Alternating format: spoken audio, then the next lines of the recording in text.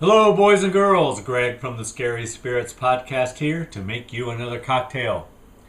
This week's cocktail is the Full Moon Rising, and it is the featured cocktail in today's episode. We're going to start with our shaker with ice. To that, we're going to add moonshine, hence the Full Moon Rising cocktail. 1.5 ounces moonshine.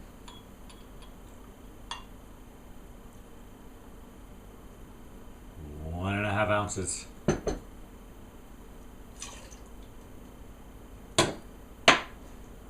Next, pineapple juice.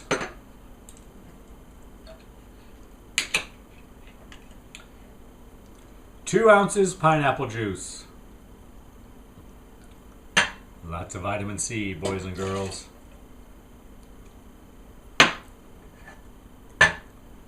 Next, grenadine. 1/2 ounce grenadine.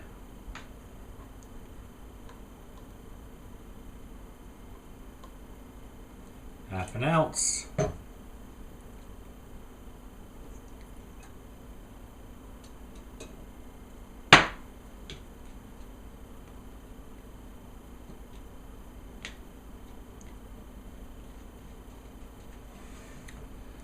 Next,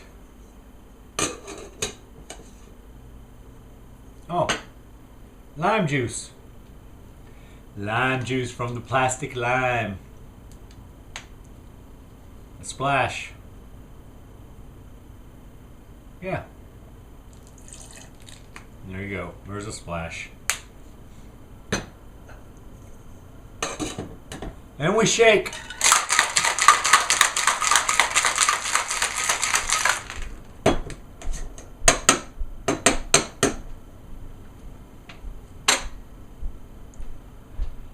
Take a glass with ice.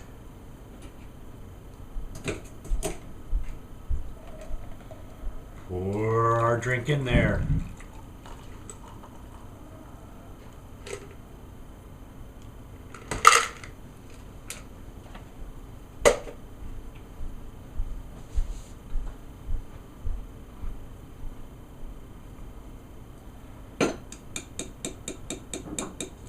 Then we're going to top it with lemon lime soda. I'm using Sprite, 0 sugar, because I'm healthy like that.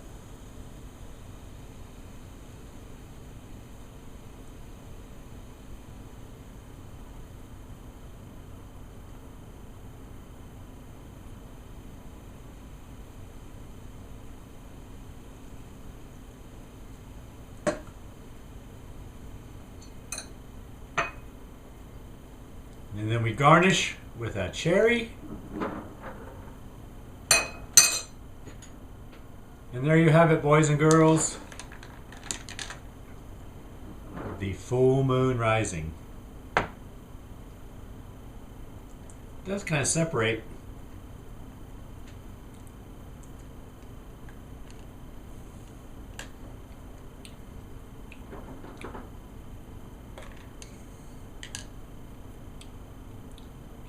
Delicious. Thanks for watching. Hope you enjoy the podcast. See ya. The Wolfman from 2010, this week's episode of the Scary Spirits podcast, is a beautifully filmed movie. It's also a lesson in putting yourself first, at least where Sir John is concerned. Unfortunately, he does choose himself over his entire family, most often in a very murderous way. But you can take one thing from his selfish, psychotic personality. He has chosen to enjoy life to its fullest, and I can totally get on board with that. Not with the horrific monthly mass killings of innocents, but with the gusto of a supernatural being. Carpe diem, people. Cheers! Welcome to the Scary Spirits podcast. Please be advised that the presenters may use adult language and/or discuss adult situations. This podcast is not intended for younger listeners or those that may be easily offended. So, if you're ready, let's go.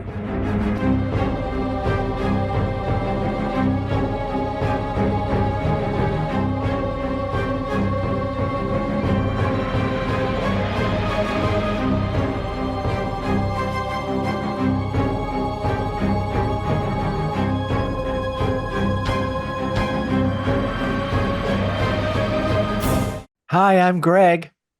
Hello, everyone. I'm Karen. And welcome to the Scary Spirits Podcast, a podcast that combines the two very different but highly compatible worlds of scary films and alcoholic spirits. What could possibly go wrong? Indeed. How are you, Karen? On this fine January evening I'm doing great. How are you, Greg? in the new year. I'm good. Thank you for asking. It's what we do. All right, Karen, whose film was this? Was this my choice or your choice? I believe this was your choice, Greg. Oh, so it is. Film I have chosen is The Wolfman from 2010, a remake of the classic Universal film, The Wolfman, starring Lon Chaney Jr. Why did you choose this film? Because it's Wolf Moon, Karen. Isn't it coming up? When's the full moon? I think it's the 25th. Oh, it's tomorrow then. If you're What listening, an excellent choice you made, Greg. if you're listening to this when episode comes out live, yes, 25th. You're listening to on, as they say in the business, post day. It's one more day, and then you have the wolf moon. But apparently, like the full moon could last like 3, 4, 5 days. Who knows? Whatever. This one, it only lasts a day. Yeah, it does. One of the reasons Wait, when did you say it was coming out? 24th. Oh, okay. The day before. Yeah. Sorry. It's Gotcha. It's one of the reasons I enjoy this film, Karen, because there's none of that silly 3, 4, 5 day full moon shit. I agree. Oh, we already agree on something that we both enjoy We're a about this film. Awesome. I also have a cocktail, Karen, in case you were wondering. I knew you would. What wonderful cocktail do you have today? It's kind of what we do, isn't it? Cocktail I have chosen is called the Full Moon Rising. Very appropriate. I know, right? See what I did there? Yeah, it's a big leap. Tomorrow. Tomorrow is the full moon, Karen. Well, everyone should have one of these tonight. Or tomorrow night, whatever. Well, it's probably rising tonight. Yeah, it I is. know. So you'll see it. You might have 2 nights of a full moon. You could watch it tonight and tomorrow, right? If you want. Yeah. How do you make this drink? So we're going to need 1.5 ounces of moonshine, Karen, hence the full moon rising. I realize that. 2 ounces of pineapple juice, a half an ounce of grenadine, some lemon lime soda. Sprite. I used Sprat Zero Sugar, Karen. Did you? Ooh, no, mine's got sugar in it. So I'm being extra healthy this week. A splash of lime juice from the plastic lime. Did you use fresh lime juice, Karen? I did. See how you are. And a cherry for garnish. Although mine has sunk to the bottom of my glass, so I'm not sure it's quite a garnish anymore. So we're going to pour the moonshine, pineapple juice, lime juice, and grenadine into a cocktail shaker with ice. Shake well and pour into a glass filled with ice. It didn't specify what glass. Looks like you used a rocks glass. I'm using a highball glass, but whatever. Then we top with lemon lime soda and garnish with a cherry. Should we give our friends and listeners time to make their own full moon rising cocktail, Karen? Of course we should. Hold on.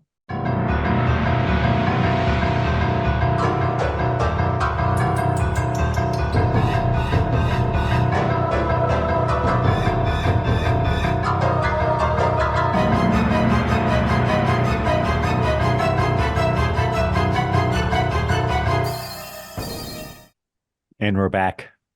Yes, we are. Karen, might you have a brief synopsis for us? I do. And I wonder how different it is from the synopsis of the original Wolfman, don't you? I didn't until now. All right. Well, go on. Tell us all the story about the 2010 Wolfman.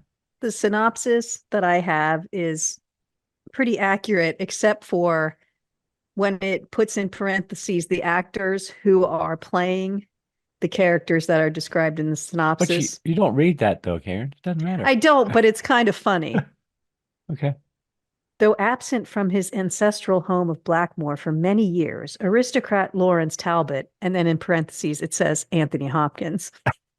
returns to find his missing brother at the request of the latter's fiancee, Gwen, and then it says Hugo Weaving in parentheses. That's why it's funny. He learns that a creature has links to an ancient curse turning people into werewolves when the moon is full. To save the village and protect Gwen, he must slay the bloodthirsty beast, but he contends with a horrifying family legacy. But we all know that Lawrence Talbot is played by Benicio del Toro, Yes. and the And lovely Gwen is played by Emily Blunt, yes. even though we don't see near enough of her. But Anthony Hopkins, is he a sir? I don't know if I he think is or so. not. Pretty sure he is. Oh, yeah, he is. He's a sir. Sir Anthony Hopkins. Yeah, he's in it. In it quite a bit. So, but he's not Lawrence Talbot. He's John, I Larry. think. Yeah, Sir John, Larry's dad. Yes. The synopsis is fine, Oh, but it's good. It's a good one. the parentheses of the actors, I don't know who was in charge of that, but it's not good. Yeah, well, they didn't do their job. You had one job. Right. Put the actors in there. They failed. All right, Karen, tell us everything you really enjoyed about this film from 2010. You remember 2010? I'm sure you do. I must. And I think I'm not sure, but I know I've seen it because I recognized pieces of it, Did but you? I don't know if I've seen it in the theater or not. I think I did, but I'm not 100% sure. My memory is not as good as it used to be, Craig. Way back in 2010. It's a beautifully filmed movie. I thought the movie itself is gorgeous. The sets are gorgeous. The atmosphere is fantastic. There's lots of Froggy's fog, but it doesn't look pumped in. The people are pretty. And well, I mean, they're all They're like, fine. it's just so beautifully filmed, I think. The night times are night times, the daytimes are daytimes. It has that kind of gritty 1800s look. It's weird because it looks modern, but it also looks authentic to the Victorian time that it's in. So there's that kind of dichotomy. So I like the homages to the original. There were a couple of scenes. I remember, I think, bursting through a window at one point. Running along the rooftops of London is another one that is very reminiscent of the first one. Not sure it is, but It felt it to me. I thought he was on the rooftops, but to me, it felt like they were definite love letters to the first one. You know, whoever did this really had respect for the first movie. They did change the plot, and that was kind of interesting, which I liked a little because that mixes it up. You don't know what's going to happen. In the first one, didn't the woman who was involved own a shop? she did own a shop right Yeah, underneath where Larry lived. so there's definite homages. I don't know how else to say it. So I like that Yeah. about it. In the original, we see there's much more in the shop though than in the second one. There's the cane with the wolf Yes, on it. yes. There's the gypsy cane. Like there's lots. They stayed And we true get to her the father original. in the original too. Like, Yeah, so I like that about it. The CGI was pretty good, I thought, for 2010, especially the bear, the dancing bear. I thought looked like a bear. There's a lot of blood and guts if you like that kind of thing. That didn't look too fake. I mean, you got to remember what the time period was. So I think for the time period, it was pretty good. Shocking amounts of blood. I think was there? to me, it was very gory. It stayed, I like the details, like in the gypsy camp, and the woman's sewing him up, and her fingers are filthy, which is what a gypsy camp would look like. Her teeth are filthy. Did you ever watch? I don't remember what it was when I watched it. It was a Western, and I can't remember what it was. And it was supposed to be old timey, and then everybody was all gritty and dirty, and then the actor would smile, and his teeth almost went ting with how bright and white, and because they were just trying to look good instead of look authentic. And I think they really went a little extra in this one with details, which I liked. Mm-hmm. It's gloomy, it's sad, it's no one's too pretty in it either, really. I guess by pretty, what I meant is like gorgeous on film. Like the film just, I don't know, maybe we've just watched horribly photographed films lately, but it just was stunning to me, the way everybody looked in it. Not necessarily gorgeous, but just the whole thing, the sets, the animals, the everything, the town, everything just looked like it should. What about you? What did you like? I agree with about 90% of what you said. Oh, and the music. I liked the music too. Oh, shit. I didn't even pay attention to the music. It wasn't overpowering, but it was not even essential, but it definitely added to the film. Yeah, I wrote that I liked that Larry, or Lawrence, is an actor. I thought that was a cool twist. Like we see That him. He played an actor. Yeah. And we see our first time we see him, he has a skull in his hand and he's doing Othello. Hamlet. Is it Hamlet? I think it's Hamlet. Son of a bitch. That probably is. You're always right, Karen. Well, I'm not always right, but Hamlet famously holds up the skull. So. He does. There was another scene that I was struck by. I just looked at my notes. Is I really liked the scene where they wheeled him into the basically theater in the round of doctors. And I thought that's pretty cool. Bunch of arrogant. I like that, again, dichotomy of all the doctors thinking they're right. And then it is Hamlet, by the way. No. Good, because I have notes on Hamlet. And if it was Othello, I was in trouble. I liked that scene. Not to spoil it, Karen, but that's probably my favorite scene in the film. It was just well done. I wrote there's some awesome shots in it, especially like lots of good fog. Again, not to spoil it, but I think it's better than the original. So I'm probably like, ruining it, my cocktail rating. I really like this film. The acting is fantastic. There's gore, but it's not. I didn't think it was crazy. Did you watch this on Amazon, Karen? Mm-hmm. So I watched the unrated director's cut because I have Ooh, the DVD. You have the DVD. Nice. Yeah, so I don't know why it's unrated. It wasn't crazy. There might have been Unless there's more gore, blood, but it wasn't crazy. So yeah, I thought it was well shot. Sets are great. Sets are amazing. Anything else, Karen? That you liked? No, I think that covers it. All right. What didn't you like? Well, it's weird because it kind of dragged sometimes, but there was so much action. I don't know why I felt like it was dragging. It kind of is a slow in the beginning. It's just kind of a slow burn. But there's always action and gore. Well, there's action alluded to action. In the beginning, there's not a whole lot. It was just surprising because I checked the time maybe twice, only because I was in a rush, not because I wasn't enjoying the film. And I was surprised at how little time had gone by. It just felt like, come on, like, I don't know, maybe in between I don't know. It seemed to drag sometimes to me. And then I couldn't decide, and you won't agree with this at all, if I thought Anthony Hopkins was good or not good. He seemed detached, almost like not phoning it in, but maybe that was the character because, but it just felt. He's the only one that knows what's going on, Karen. I realized that, and I understood it a little bit better as the movie went along, but I don't know. It didn't feel authentic or something to me. I'll say so I've seen this before, obviously, because I have the DVD in my collection. First time I watched it, I didn't really care for him. Well, maybe that's where I am. I And the whole ending. I didn't really care for, the fight at the end, right? the big time wrestling. Yes, I don't really care for it. But this time it didn't bother me a bit. I thought it was fine. I think I'm where you were then. I just, It seems shorter to me this time, actually.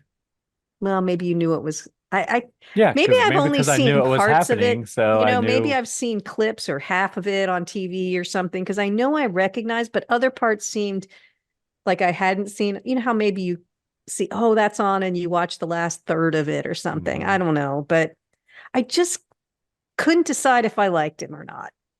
He seemed cold, which I guess he's supposed to be, Yeah, he is. but he's detached in his performance. It came across as He's just like not, I don't know. It he's didn't, I get his character, he's but Lawrence's estranged father. I know, but it just, he's like, I'm so glad you're back. I love you. I don't know. It just seemed like, I don't know. Just like a dad would say. Mm, all right, I guess. I just, like I said, I waffled back and forth.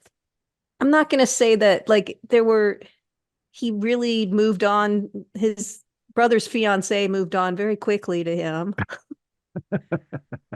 But again, it's a movie. So nobody seems all that upset about the brother. I don't, Well, I mean, it takes some time for you to travel from New York to London back in, well, he 18, was in London. He whatever. was performing in London. Oh, That's was why he? she wrote the letter to Yeah, him.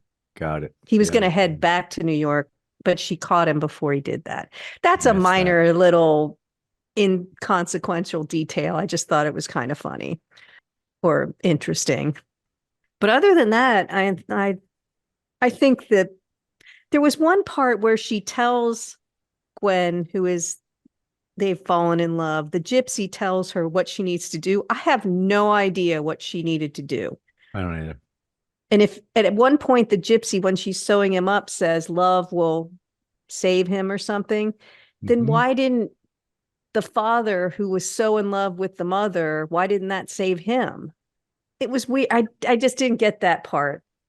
The gypsy should have played a little more of a role in it so we could get a little more of the folklore, the why the curse was, what the curse was. I don't know. It just didn't, it was very skimmed over that part. And I think in the original, they went into more of what it all entailed and what you could do and all these different things. And I kind of missed that. I like the folklore stuff and I wish they would have put a little more in it I can see that. instead of the personal dynamics between the father and son. They went in that direction instead of the gypsy direction. But, they're minor things that I didn't enjoy. And like, I'll probably come around to liking Anthony Hopkins in it as I think about it. There were just points of it. Maybe I just didn't like him, not Anthony Hopkins, but the character he was playing. I don't know if I couldn't Well, he, separate he that. kind of is the villain He is. in this But one, it just anyway. felt like his performance to me, just, I don't know. Maybe if I watch it again, I'll appreciate it more. Is there anything you didn't like? Didn't care for the CGI. Any of it? Not the bear so much, because you mentioned bear, and I'm like, shit, I didn't even notice that bear was CGI, but I'm sure it was. I assumed it was. It kind of I looked it. I didn't really Watch, care. it's a real bear. It probably has, its name is Rufus, and it's in, in the credits or something. I didn't care for the CGI running across the rooftops. No, Never it looked have, like a no. video First game. time I watched it, I didn't like it either. I guess I like that look. And the final fight is kind of just some CGI in that too, which originally I didn't like, but this time it didn't bother me so much. I guess because I knew it was coming. It wasn't a surprise. I do agree it's too long. I mean, this film's 1 hours and 58 minutes long. 1 hours, Karen, and 58 minutes long. Oh, see, mine was 1 hour and 43 minutes. Oh, well, So mine was you had extra. 158. So you've got extra. It doesn't seem like it was that much extra. There must have been much more close-ups on the bodies or whatever, the gore. I don't know, because there wasn't anything crazy in it. Interesting. So I think it's too long. especially at 158. It could be, I was thinking this could be like a 90-minute film. Easy. Yeah, to be honest, they didn't need the whole Gwen thing. I We mean, need to get him, Gwen. they need Gwen to get him there. And then if We she had need more left, of Gwen, Karen. well, if she had left when she was supposed to, you didn't really need her to come back and take care of him. You didn't need her. You just didn't need her. I like Emily Blunt, and I think she's a There was great a love actress. interest in the Wolfman, Karen. I'm sorry. It's required. But I'm saying in this, then they should have given up something else. I don't know. We do get a little backstory of how the father was infected, which is sort of the folklore, but I wanted to hear more about the curses and maybe how to reverse it and all that kind of stuff. So I don't remember how his father was infected. Well, we'll talk about it. All right. Awesome. It's not a curse. It's not, I like that old cursey stuff. Yeah. Well, I mean, he must have been bitten or something. He was. Because but it wasn't passed on to his children because Larry was bitten by Dad. Sir John is not a nice man at all. He's a survivor, Karen. He does what he has to do to live. Okay. I think I'd rather kill myself than do what he did. I already know I like him much better than you. That's all I have I didn't like. All right. Anything else you can think of? I don't think so. All right, Karen. It is too long. It is. And I agree with most of what you said as well. But what kind of cocktail rating do you want to give this film, Karen? It's probably a 2. A 3. I would lean towards a 3, but we've given lots worse films than this a 3. No, so Karen, go with the 2. Go with the 2. The 2 you were. It's just too long and it drags a little bit, but overall, I was very it's a happy with film. your 2, Karen. No, I'm just saying It's a 2. I don't know if it's better than the original because I have a soft spot for the originals. But But how it's a many good cocktails did we give the original, Karen? I don't know. Probably We a gave 2. it 3. Oh, did we give it 3? We gave it 3. Probably because you made But me. this is it's a prettier film. The old ones Of course, yeah, it is. It's just, I don't necessarily need all the interpersonal dynamics. It's a different film. It has a lot more in it than the original. Yep, there's a lot more to this than the original. Yeah. A lot more interpersonal relationships, Karen. Yeah, and it's not that I needed Family those in this, dynamic. but I did enjoy them. And there were a couple of, oh my, wow, okay. You're going to feel like a better father after you watch this movie, no matter who you are. I don't know about that. But... All right, 2 cocktails. All right, Karen, would you like to hear a review of The Time? Absolutely.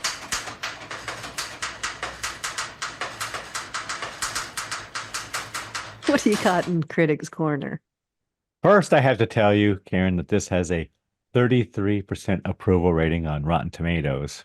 Dumbasses. Really? Yeah. A 5.8 out of 10 on IMDb. More dumbasses. What do you think Google users said about this film, Karen? How many of those like this film? They're much smarter, apparently.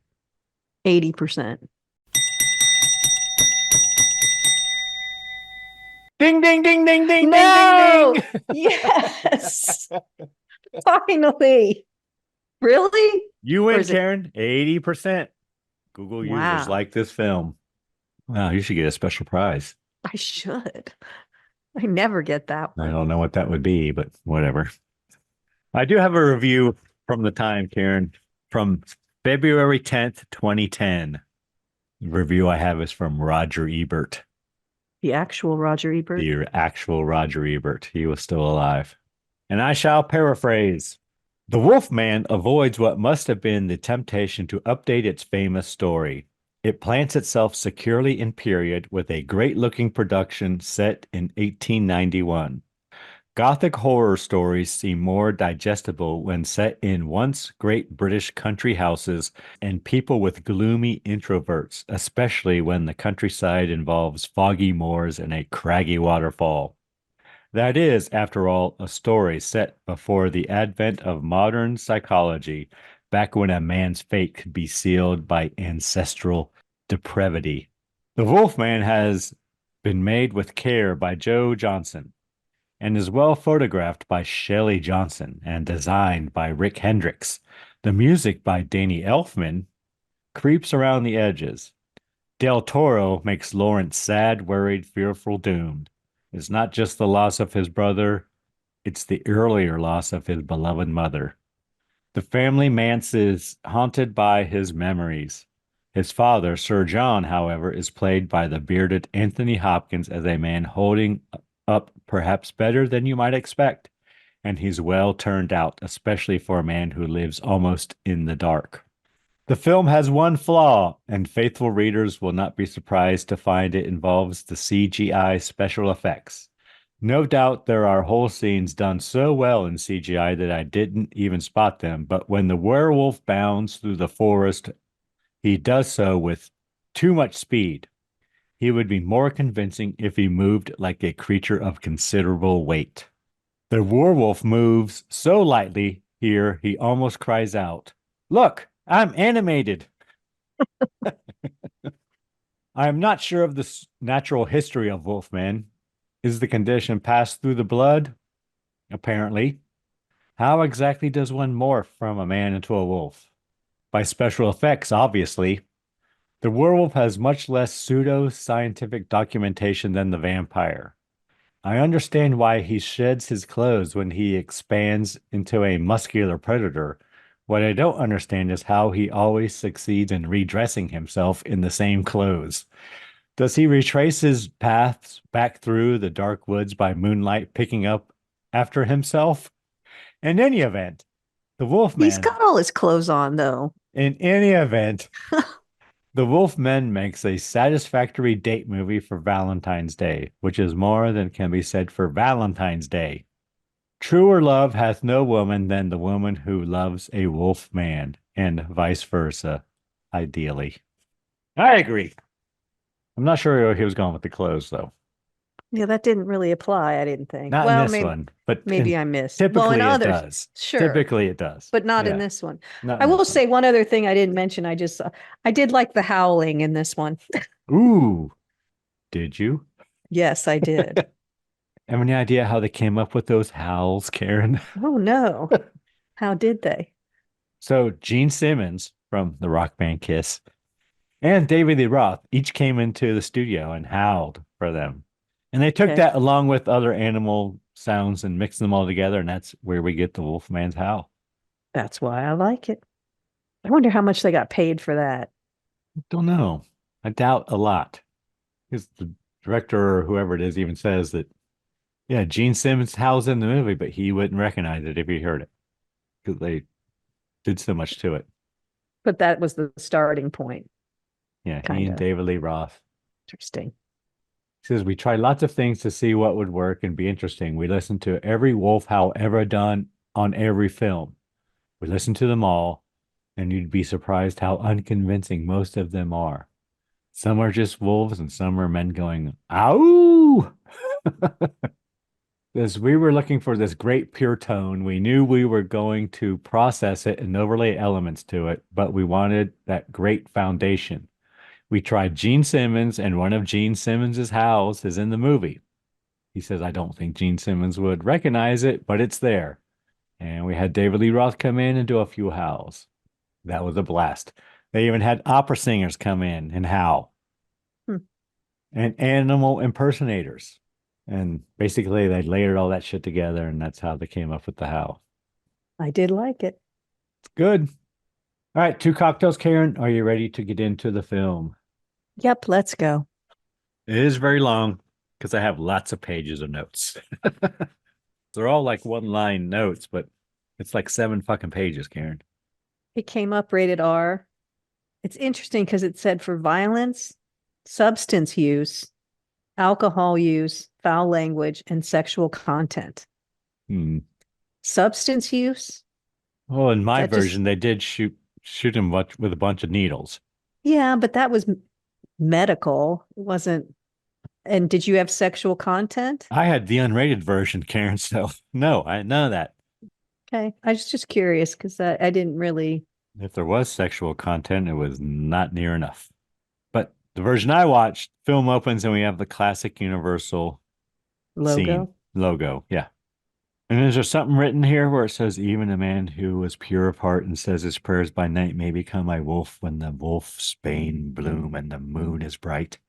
The autumn moon is bright. Yeah, that's a poem that was in the original, and we've seen it multiple times in wolf movies. It's the classic line. But it is written on it, right? Yeah, it's like written on a tombstone or Tombstone? something. That's what I thought. Or granite, at least. It's carved into the granite. Then we have credits.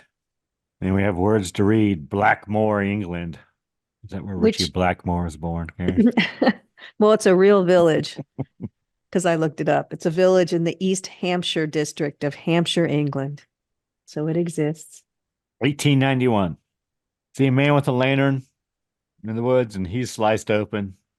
He runs away yelling for help, but he gone. Then we cut to Hamlet, I guess, right? Lawrence on the stage doing Well, Hamlet. we see Gwen writing the letter. I'm writing to inform you that your brother has disappeared.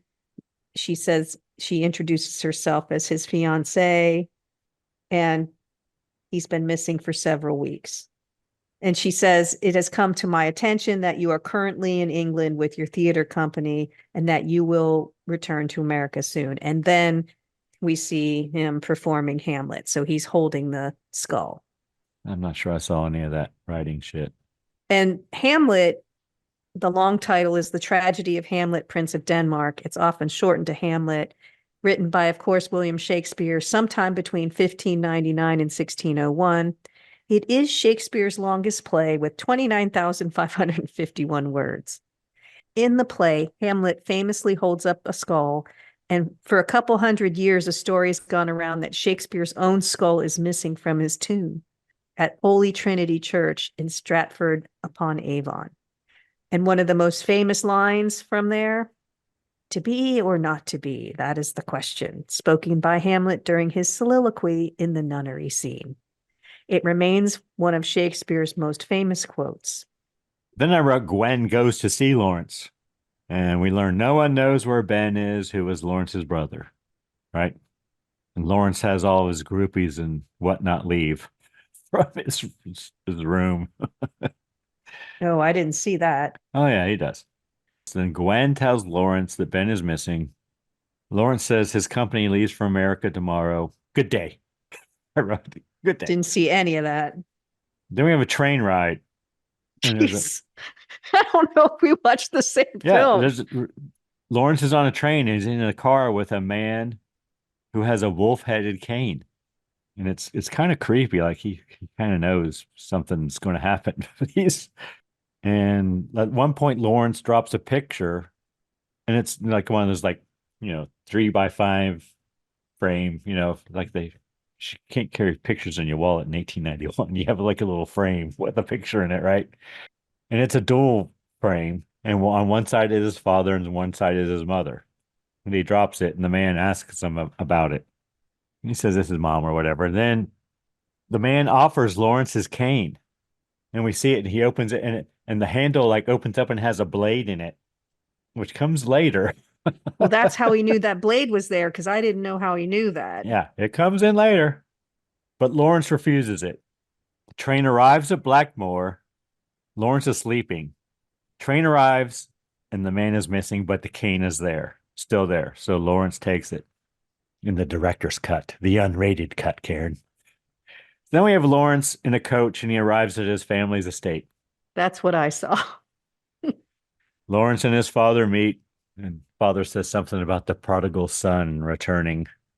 Exactly. And the house is in decay. Which is a song by Iron Maiden, Karen. Prodigal son.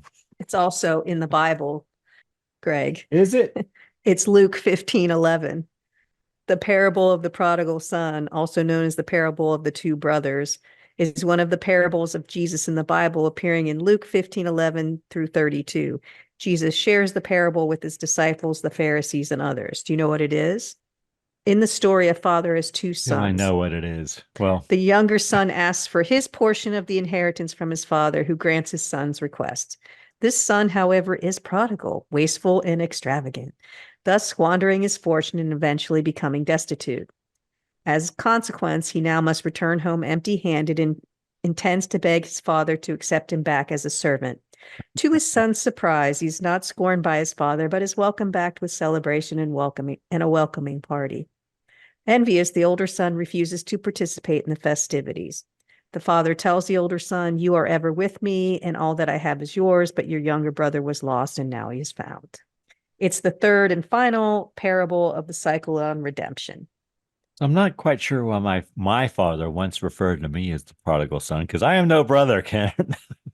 Did you leave and blow all your money and come back I and might have to have live done in the that. basement? I might have done that. Okay, it's all making sense now.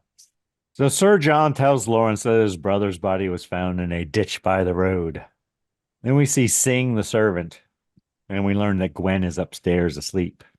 We also see that there's a lot of wild game, lions and such, and taxidermied in the house. So the father is obviously a hunter. And Sir John is always wearing animal Print, yes. print. Yes. Hide, I guess is the right word.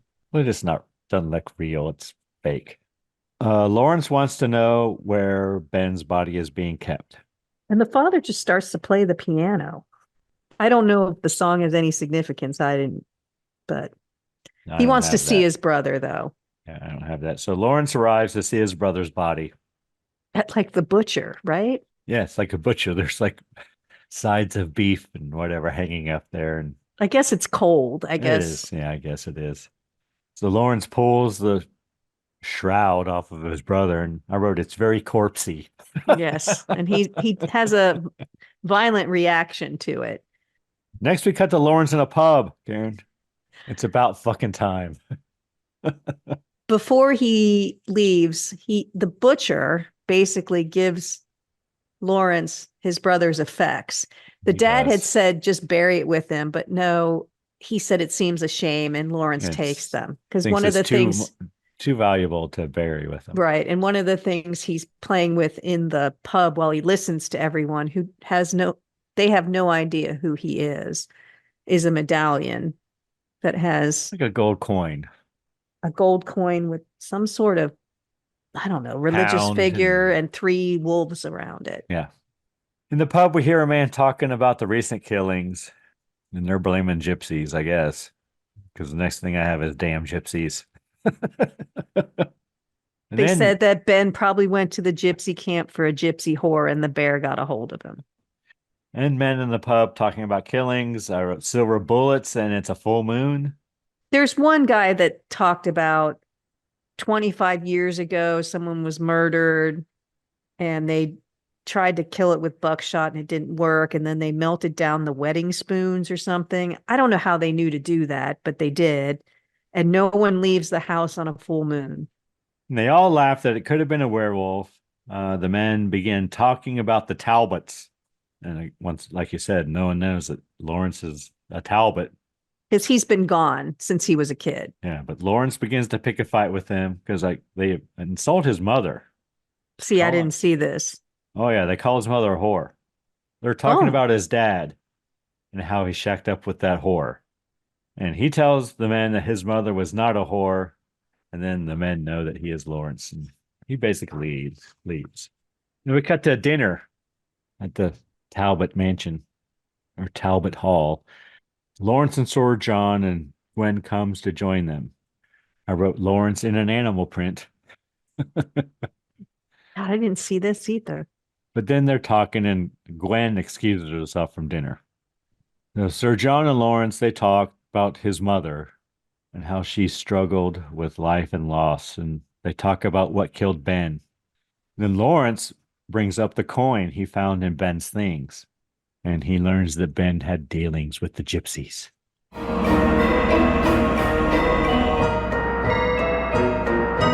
You've just listened to half of this week's episode. Are you loving it?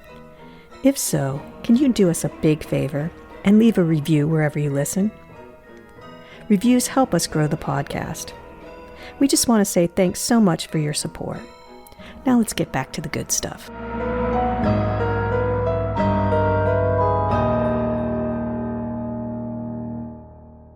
And we cut to Sir John looking through the moon at a telescope. Wait, let me see if I can find where you are, because that's all stuff I didn't see. He does say that Ben was the negotiator between the gypsies and the town. He'd get the gypsies to move on after they'd sold all the wine and dark-haired ladies that the men in the village were interested in. Yeah, then he starts blowing out all the candles, and then he's looking through the telescope at the full moon, wearing some sort of weird goggle-like things, but I don't know what those were for.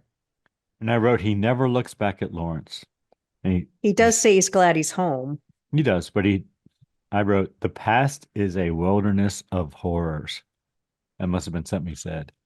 But Sir John is glad he's home. So then Lawrence goes to see Gwen. He apologizes for his behavior and gives her Ben's last effects, his stuff. Gwen says she wants to know what happened to him. Lawrence says he will do everything he can to find out. Then we have Lawrence having flashbacks about him and Ben when they were young in sailor suits. Wait, where's the part where they're sleeping in the beds? Yeah. I don't know where This part. Okay. Yeah. They're sleeping and Ben wakes up and says, I heard something. I'm afraid. And Lawrence says, stay behind and I'll go see with his candle. Out. And we see Lawrence investigating, and he finds Sir John and his dead mother with a straight razor in her hand. She gone, I wrote.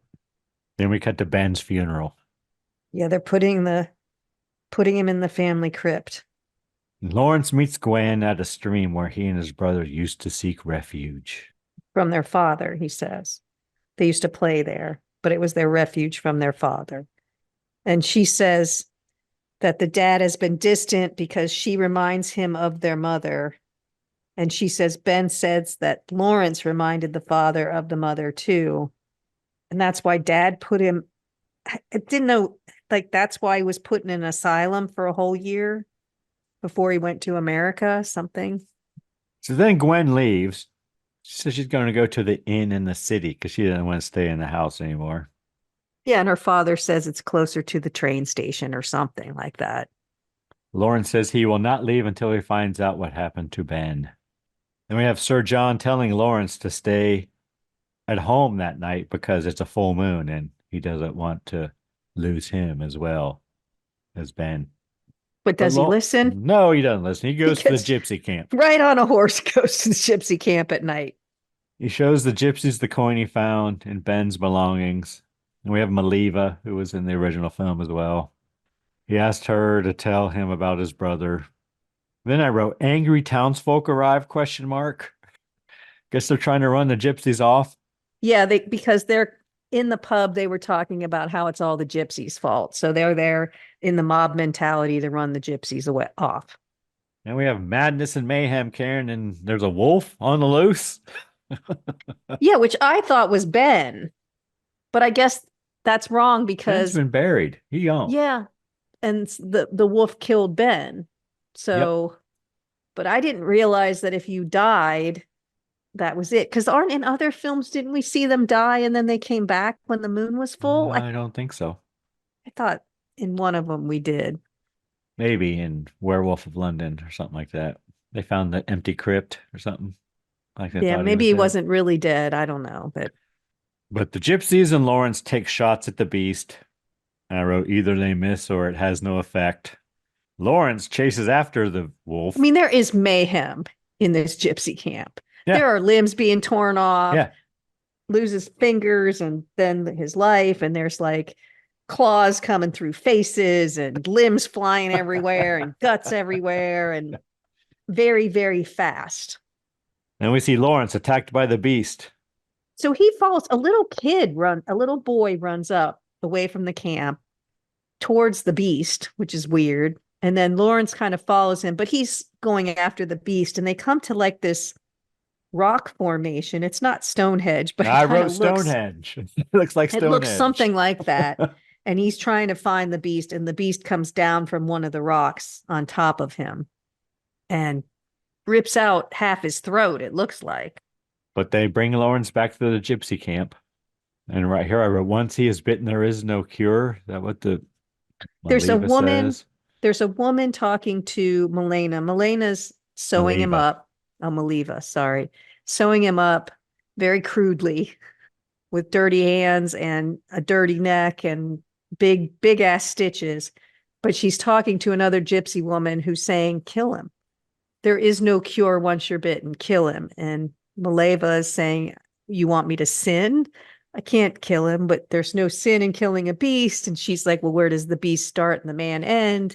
And I guess the other person says, many will suffer if we let him live. And then I And wrote, he can only be released by someone who loves him. yeah, that's so weird. Because does that mean the mother didn't love the father? Because why couldn't he be released? Maybe he didn't want to be released, but he says multiple times how much he loved the mother. Then they bring Lawrence back to Sir John.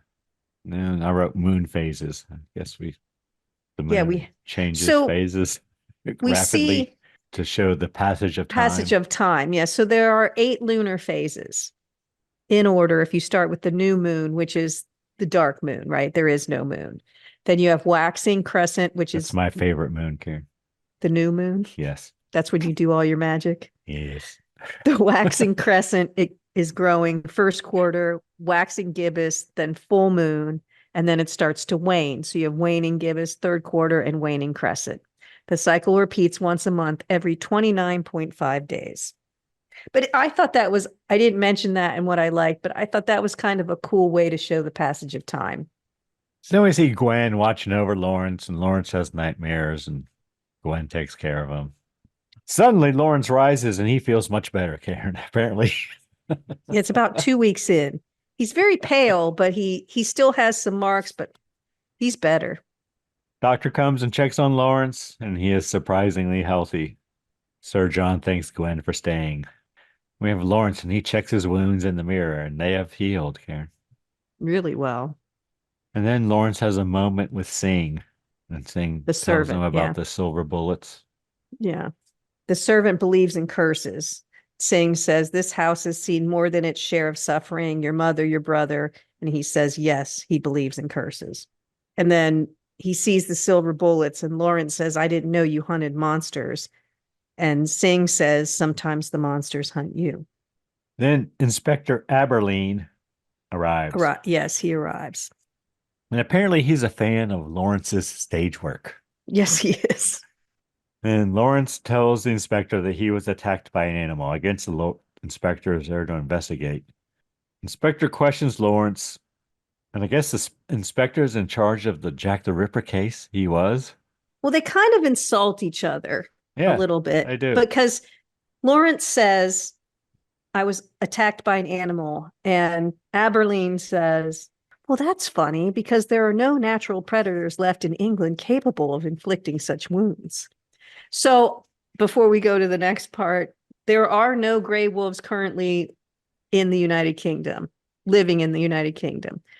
Bullshit. Well, private organizations have discussed the potential reintroduction of the woods into Scotland, but it hasn't occurred. But actually, that may not be true. But the species was progressively exterminated from Britain through a combination of deforestation and active hunting through the bounty systems. The last wolf is thought to have been hunted in 1680. No way. In 2019, reintroduction efforts began with 4 Eurasian brown bears and 5 wolves with 2 lynxes and 2 wolverines. Each species lives in separate zones, reducing the risk of competing or fighting. That was as of October 4th, 2023. So I don't know if that's true or not, but so they're sitting across from each other. Well, that's funny because there are no predators left in England. And then he brings up the asylum, and that's what gets the reaction because he's like, you know, you're a little mental unstable. Maybe you don't know what happened. And so then he says, well, it appears we know each other's history because he brings up the asylum. And then Lawrence brings up weren't you in charge of the Ripper case? So they're punching buttons. So just briefly, Jack the Ripper was an unidentified serial killer active in and around the impoverished Whitechapel district of London, England in 1888. He was also called the Whitechapel murderer or the leather apron. Typically involved women working as prostitutes who lived and worked in the slums in the East End of London. Their throats were cut prior to abdominal mutilations. The removal of internal organs from at least 3 of the victims led to speculation that their killer had some anatomical or surgical knowledge. It was a big deal. And I don't think they ever solved it, did they? No, it's not solved. They've tried to solve it recently, but no. 11 brutal Cannot be murders solved in Whitechapel at this and point. It's too late. Spitalfields between 1888 and People 1891. can hypothesize all they want. So 5 victims: Marianne Nichols, Annie Chapman, Elizabeth Stride, Catherine Eddowes, and Mary Jane Kelly are known as the canonical 5. And they were murdered between 31 August and 9 November 1888. Those are the ones that are most likely linked to the one guy. So they're punching each other's buttons. Oh, weren't you in the asylum? Oh, weren't you in charge of the Ripper? But what's the best part of that discussion, Greg? Lawrence actually says, "Good day." Oh, does and makes he? the inspector leave. I didn't write that down. I don't know how you missed that, because he actually says, "Good day." Then Gwen goes to see Lawrence on the banks of the lake, apparently, and apologizes for bringing him back. Yeah, she says none of this would have happened if she... And Lawrence shows her how to skip a stone, Karen. Yes. By coming up behind her and holding her hand and almost like a golf, like a golf swing, like, oh, let me show you, and standing right behind and directing the golf swing, but it's skipping stones. That's how is she going to show her how to do it? I don't know. I mean, I can't think of any other way. I don't like your tone. She seems flustered after they hold hands. But he seems to have a keen sense of hearing all of a sudden, Karen. Yes, all of a sudden. He hears something and he hears the horses. Like, the angry townsfolk are arriving. So cut to the angry townsfolk arriving at Talbot Hall, and they accuse Lawrence of being bitten by the beast. Yeah, they're going to bring him in. The beast must die, Karen. I think that was our last film, or my last film. And then Sir John shoots at him. He ain't having none of that shit. Get off my lawn. Yeah, get off my lawn. He threatens the townsfolk and tells them to leave. Well, they're trespassing. You know, you have no right to be here. Get off my lawn. And he says, my servant is up on the balcony and has an automatic sharpshooter, some sort of automatic gun, and he'll shoot. He'll kill sure you and the 18 whatever, and the next 8 of you before he has to reload. So he says, leave, and if you come back, I won't be so civil. They leave. Then we see Gwen. But wait, there is one good line. So Lawrence thanks his dad for what he did. And he says, well, thanks, Sing, when he comes back from town. You're not the only actor in the family. I thought that was kind of funny. It was. Especially by who said it and the whole gig. But is Lawrence wounded again here? Well, yeah, they kind of busted his lip. But why doesn't anyone take care of the house? There's like leaves blowing through it, and it's all cobwebby, and things are all falling apart. It's such a beautiful place that it's just completely ignored. Well, here's what Roger Ebert wrote. I love stuff like this. The gloomier and more ominous, the better. There is a silent classic named The Fall of the House of Usher that actually has dead leaves scuttling across the mansion's floor.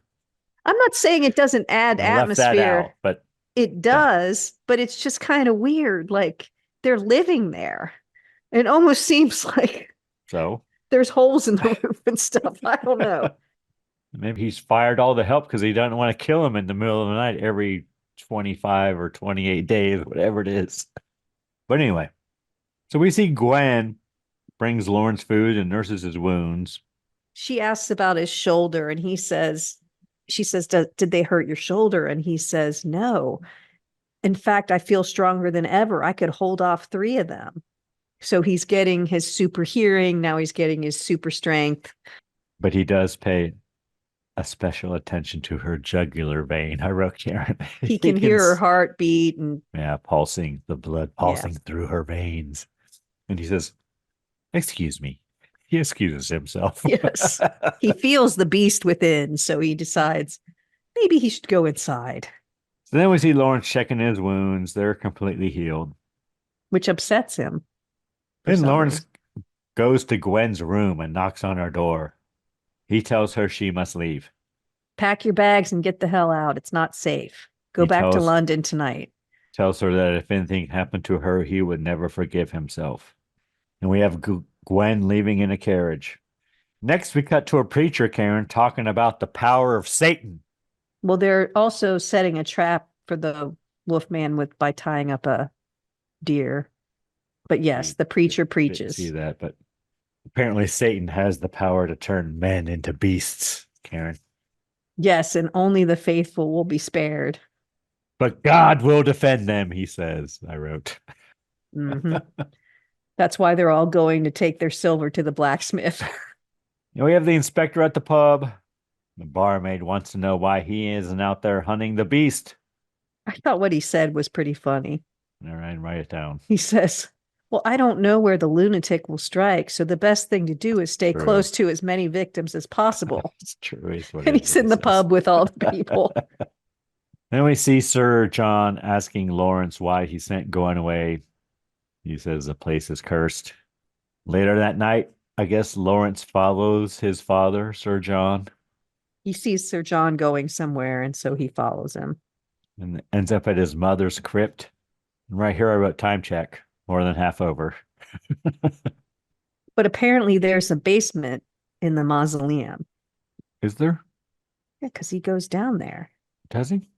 He kisses his wife's statue on the top of her grave, which is a beautiful carving. It is. And mother. I wrote, she sleeps just like I do.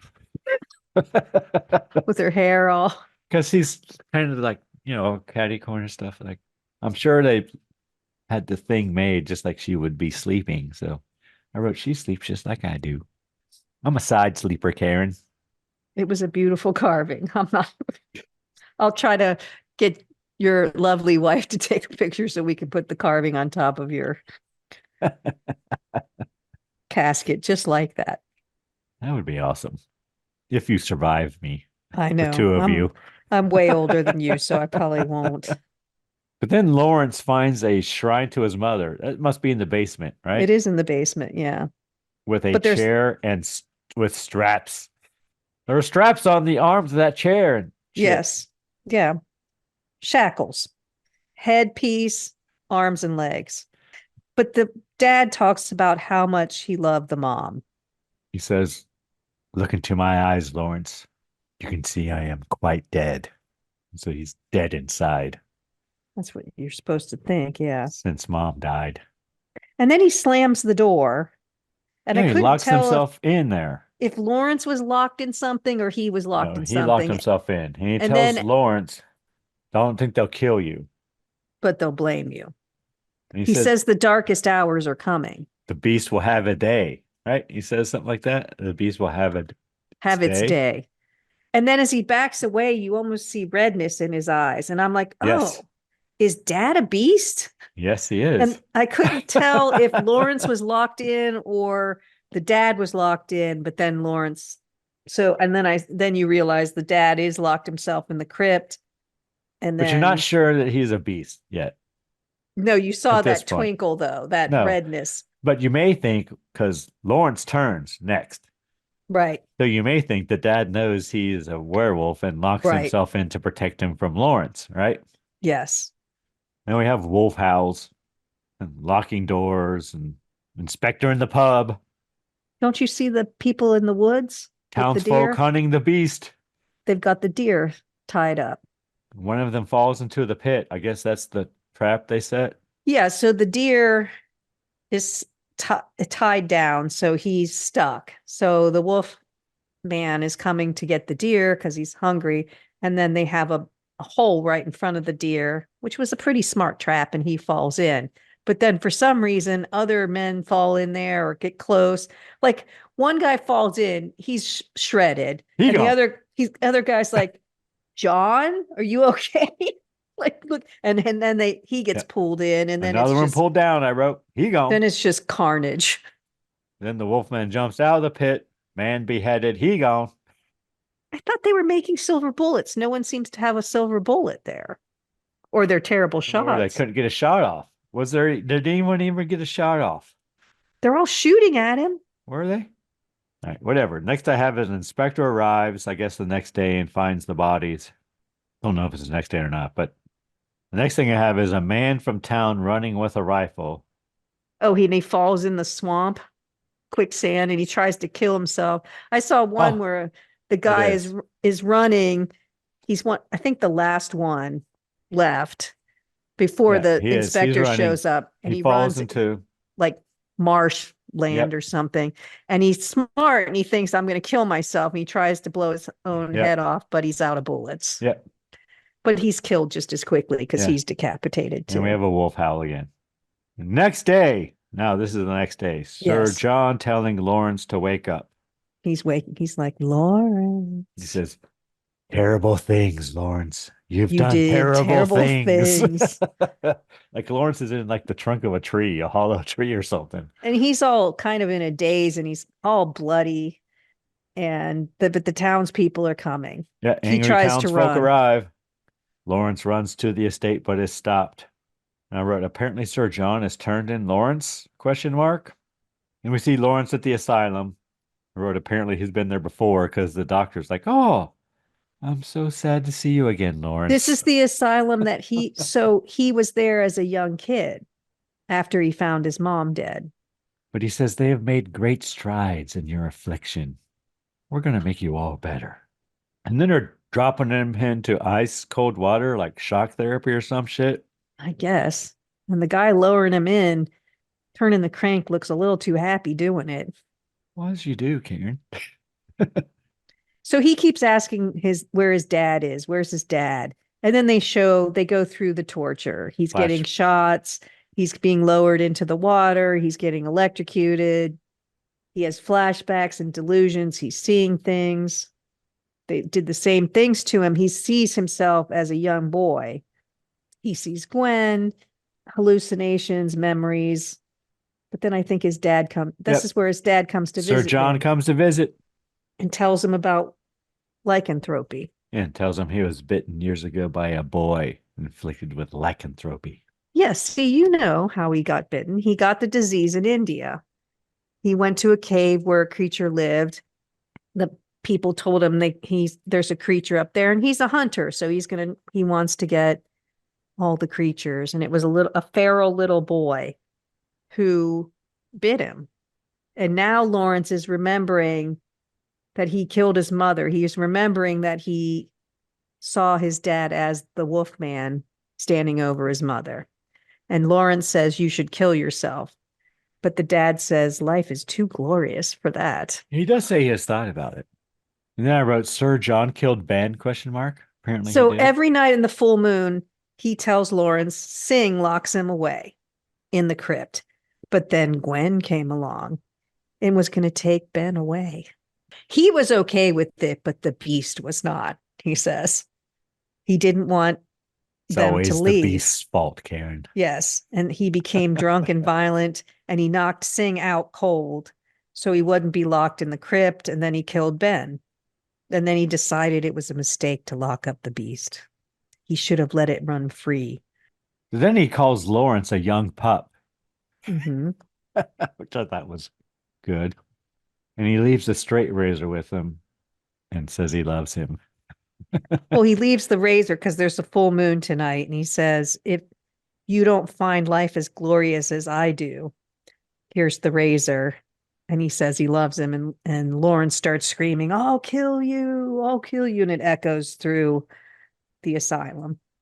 Next, we see the doctor giving a lecture about Lawrence, Karen. They wheel him in.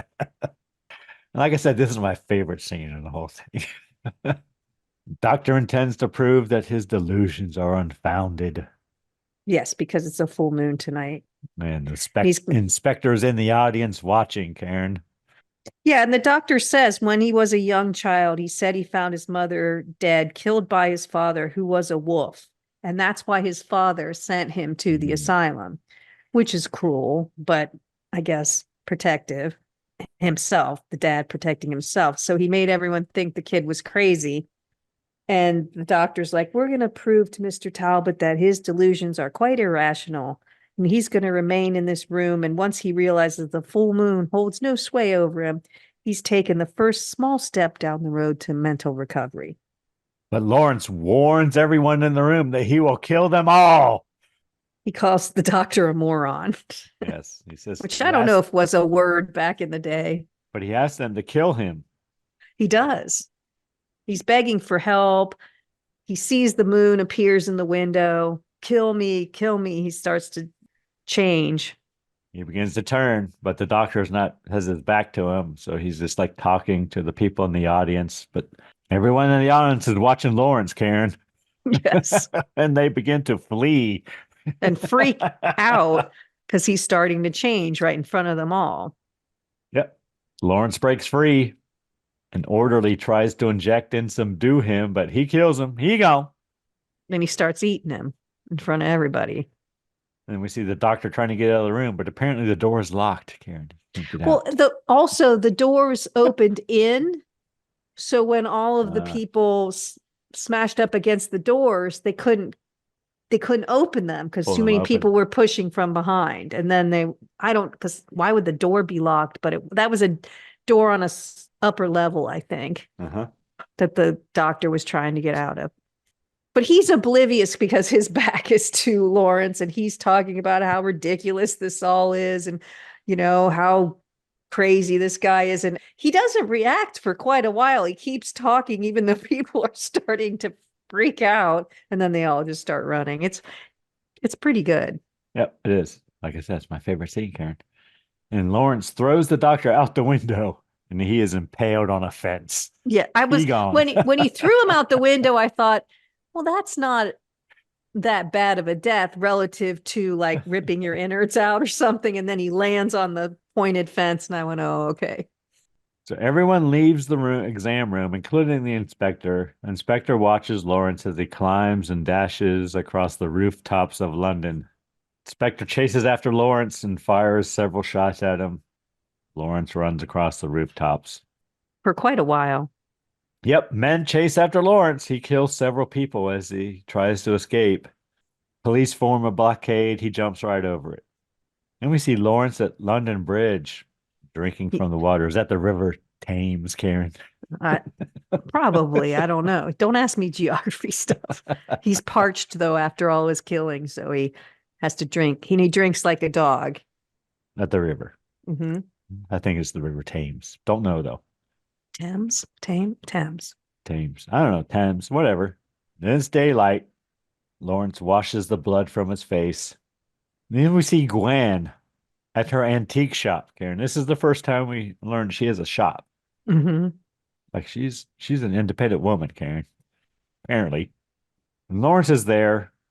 Like he's been there hiding all night and he she unlocks the door or something. And somehow he got in. He tells her he is a monster. He tells her that Sir John killed Ben and his mother. Yeah, he says he's a monster and so is my father. Gwen offers to help him. He says there is no help from him. Gwen tries to get Lawrence to stay with her. They kiss. There's a knock at the door. It's the inspector. Inspector asks Gwen if she has seen Lawrence. I think she says no, but he just takes her to jail anyway. He says you're in mortal peril and shows her the newspaper article that has drawings of what happened at the ward. And he says, you think you can save him, but you can't. And then they drag her off. So then we see Lawrence walking through the streets and there's a paper boy. He's got some fancy clothes. Well, yeah. He's a well-to-do actor. But Lawrence buys all the newspapers from the boy. I didn't see that. All about him. Yeah, the boy's like talking, doing what they do. Extra, extra, whatever. Lawrence walks up and looks at the paper, takes all the papers from the boy and pays him. See, isn't that funny? Because I didn't get to see that. And there's that kid. That's his part in the movie, right? Mm-hmm. Obviously, it ended up on the cutting floor. So I'm like, I'm in this movie. It's called No, you're not. Then we see Gwen reading about lycanthropy. She's doing research. Yeah, so you saw that apparently. She's reading ancient gypsy lore. Yep. And then she begins to go looking for Maliva because somehow she knows that she knows. And then you see Inspector arming himself and his men with silver bullets. Gwen finds Maliva. Maliva tells Gwen to leave him to his fate. But she wants to save him. Wants to save him. Maliva tells her there's no cure. Inspector and his men arrive. He tells his men if they encounter Lawrence to kill him and shoot him on sight. But Gwen is begging Maliva to tell her what to do. There is no cure. You're risking your life. She blesses her to do what she must do. And I'm like, I don't understand what she says. Do you love him? And then she doesn't really tell him what to do. It was weird. But yeah, then the inspector says, don't have a conversation, just shoot him. They know he's going back to the house, to the manor. Lawrence arrives at Talbot Hall. He finds that Singh is dead, grabs some keys from around the neck of Singh and grabs a rifle and goes upstairs. Remember, one of the inspector's men is missing. Yeah, the inspector had them, some at the train station. They know he's coming back. They just don't know how. Some on the road, one guy watching the manor, and some in town. And then the inspector gets a report that there's one guy missing. The manor guy hasn't checked in. And we see Gwen riding towards the Talbot Hall. And the inspector saw her and he's following her. He goes to intercept her. And we see Lawrence using the key he grabbed from Singh's body, and he unlocks a chest that has silver ammunition in it. I guess Singh told him about it earlier. Well, he noticed it earlier, remember? And he loads his double-barrel shotgun. And they're kind of circling each other in the manor, kind of playing cat and mouse. Lawrence begins searching the house for his father, and there's a piano playing, Karen. This is the first time I remember piano playing, so I don't think the earlier when he was playing the piano, I don't think this is in my version, but it was in yours. So Lawrence enters. And there's blood on his hands as he's playing the piano. There's blood on the keys somehow. Did not notice that. Lawrence enters and finds one of the inspector's men dead in a chair by the fireplace, and Sir John is playing the piano. And Sir John says, and lo and behold, there he stands, the prodigal son, for he has returned. I think he starts reciting the scripture. You think? I don't know. Doesn't he? Yeah, I would say so. Oh, okay. Not that I know it, but that's pretty much what my dad said to me. Standing there with the Bible when you walked back in? No, Dad didn't go that far. And then I wrote, there's silver bullets in the gun. I guess Lawrence has the gun on his dad, and his dad says, you have me at a disadvantage. But Sir John says he is happy that Lawrence has returned. Lawrence fires both barrels, and then Sir John explains that, oh yeah, I removed the powder from the shells many years ago. And then he in case that crazy Singh wanted to kill me. Right. And then Sir John calls his son weak and fragile. And he was finally brave enough now, and he starts beating the crap out of him. Yeah, he beats and kicks Lawrence with his cane. But Lawrence pulls the blade from the cane and stabs at his father. And they're knocking over all kinds of stuff, so the place is on fire now. Yeah, there's a big fight. They look at the full moon, and they both begin to turn. They fight. Says, you're the heir to my kingdom. You've always been the heir to my kingdom, he says. They're fighting. Glen's riding towards the manor. Lawrence. I said, now they're both changed. Now we're going to see Superman, Batman-like stuff, because they're going to, climb walls and crap. And I just said, now big time wrestling. I said, this part is a little stupid. It was the first time I watched it as well. Not the second time. I did like that I could see who was who, though. You could see through the transformation who each one was. You could see enough of their face to know who it was. And I did like that. So it wasn't just a mess of special effects, just makeup. Like, could have been anyone. You can see who it was. Then Lawrence kicks his father into the fireplace. It burns, Karen, it burns. Yes. And then Lawrence beheads him as he leaps from the fire. And I wrote the whole estate is on fire, and Lawrence howls. Gwen arrives. Inspector's right behind her. The mother's painting as everything burns. So he did get revenge. Several times. Yeah, for his mother. And Lawrence attacks them. Inspector tries to battle Lawrence. He's bitten. He does bite him. But he takes the cane. Then Lawrence sees Gwen running across the lawn and he jumps out of the window and follows her. She has the gun. Inspector gives chase. Talbot Hall goes up in flames, I wrote. Inspector and angry townsfolk chasing Lawrence. Lawrence chases Gwen to the edge of a cliff. The falls where they met the Earlier. first kind of time. Yeah. I wrote, she still has the gun in her hand with the silver bullets. She tries to talk to Lawrence. She drops the gun, Karen. There was a cool shot. He kind of tackles her and she's like, you know me, Lawrence. It's me. You know me. She tries it's to Gwen. talk to Lawrence. You know me. Look at me. Lawrence, it's Gwen. And you see her reflection in his eyeball. Yeah. That's kind of cool. It was. Angry townsfolk arriving. Gwen grabs the revolver while he's on top of her. He starts to soften a little bit when she's talking to him. Like he kind of does recognize her, but then as soon as the townsfolk, he hears them, he's right back to the wolf. She grabs the revolver and shoots Lawrence. He grabs her hand. He turns. He gone. Well, she holds him in her arms. That's what I have next. Oh, not quite yet. She holds him. He says it had to be this way. He thanks her. Now he gone, I wrote. Yes. Inspector and townsfolk arrive. I wrote, Inspector's bitten. Bad. And he looks up to the moon, Karen. And he's got the cane.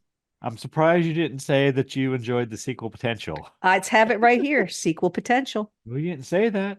Yes, I did. No, you didn't. Talbot Hall Burns credits the end. When I asked you what you liked, you did not mention sequel potential. I thought I did. Nope. All right. Well. But there is sequel potential. That's a bonus for all you boys and girls who made it all the way to the end. Karen does enjoy sequel potential. I do. All right. What'd you think of this Full Moon Rising cocktail, Karen? It's good. I have to admit I used bourbon instead of moonshine. So it's probably not the same as yours. I have to admit I used cinnamon moonshine. So. Ooh. It's very good, though. Yeah. That sounds interesting. I just didn't want to buy the moonshine. I forgot, and then it was too late. And it's like, well. I thought about using Everclear because I knew the cinnamon would throw the taste off, but no, I like the cinnamon moonshine. That's what I'm going to use. Because if you don't use moonshine, then it's not a. I know, but. Full moon rising. That's the whole thing. You're right. Use bourbon? Yeah, I did. Okay. It's still good. Sure it is. All right. Anything we learned today, Karen? Anything at all? Well, I got a Richie Blackmore reference in. An Iron Maiden Gene Simmons reference in. Oh, yeah. And Gene Simmons and David Lee Roth. There was Jack the Ripper, the lunar phases, the state of the gray wolf population in the United Kingdom. Blackmore is a real place. Hamlet references. Hamlet, yep. And Prodigal Son. Which is when I worked in my Iron Maiden reference. Apparently it's Luke 15:11-32. I wrote that down, Karen, so I'll be looking that up later. When you do your Bible study. Yes, tonight, before I lay myself down to sleep. All right, that's a lot to learn, Karen. Was a lot. Ready to move on to next film? Sort of. I believe it's your choice, isn't it? It is my choice. All right. Go on. What film have you chosen for us next week? The last day of January. I chose the 1963 film The Raven. Based on the Edgar Allan Poe story, Karen? I assume so. Do you have a cocktail for us? I do. It's from the purplepumpkinblog.co.uk. It's called the Black Raven Cocktail.